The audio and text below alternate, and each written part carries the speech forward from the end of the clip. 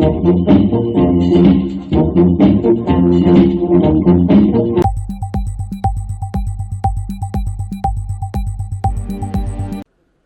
15 सांसद हो गए जिनको पूरे सत्र के लिए बाहर का रास्ता दिखा दिया गया, क्या कहेंगे?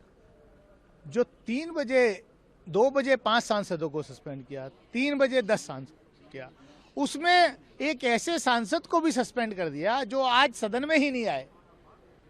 सेलम से सांसद है प्रतिभन जी, उनका भी निलंबन कर दिया। पता नहीं क्या हो रहा है, कैसे चल रहा है ये देश। कौन कैनिस्टर लेके आ जाता है, धुआं छोड़ देता है, अंदर आ गया, इतना बड़ा सिक्योरिटी ब्रीच हो गया, ये पता नहीं। आपको यही पता नहीं है पार्लियामेंट्री अफेयर्स मिनिस्टर को कि सांसद अंदर आया भी है, वो नहीं आया, उसको भी सस्पेंड कर दिया। हे हो क्या रहा है? में चूक हुई, और वो भी parliament, temple of democracy, in the mother of democracy, और आप उसको सुरक्षित नहीं रख पा रहे हैं, तो आप देश को कैसे सुरक्षित रखेंगे? हम आपसे मांग कर रहे हैं, प्रताप सिम्हा जो हैं, जिनके एमपी लेटर हेड पे उनको विजिटर्स पास दिए गए थे, उन पे कार्रवाई हो, किसी तरीके का एक्शन लिया जाए। उस मांग को लेकर इनको सस्पेंड कर दिया गया है। 7 सुरक्षा अधिकारियों को सस्पेंड कर दिया, एमपीज को सस्पेंड कर दिया, और वो जिन्होंने ये काम किया है, कृत्य किया है, और जो जिन्होंने सिक्योरिटी ब्रीच की है, उनको आप यूएपीए में डाल देंगे। पर आपकी जवाबदेही कौन तय करेगा? यही हमारी सरकार से मांग है कि इस चर्चा होनी चाहिए और जनता को सच्चाई पता चले। What do you say?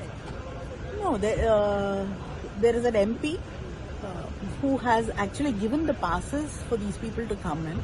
No action has been taken against that MP, whereas we saw what happened in Malwa's case, where without even the inquiry being complete, she has been disqualified.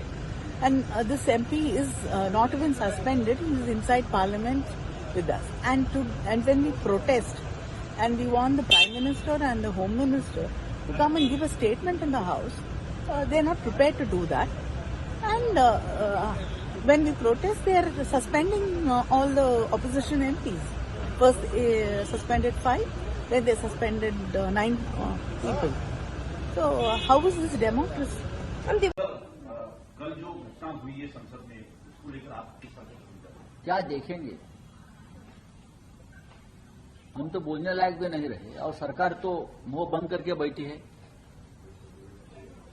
22 साल पहले उससे भी भयंकर हादसा हुआ था, और हमको कहा गया था कि नया सदन बना है ये, कि फुल प्रूफ सिक्योरिटी अरेंजमेंट है,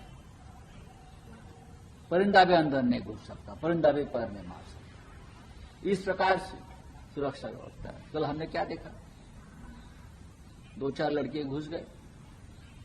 मैं उनको टेररिस्ट नहीं कहूंगा, लेकिन अपने मार्ग से भूले भटके हुए लड़के हैं, इस देश के नागरिक है, बच्चे हैं, बेरोजगार है, महंगाई बेरोजगारी के बारे में नारे देते हुए अंदर चले गए।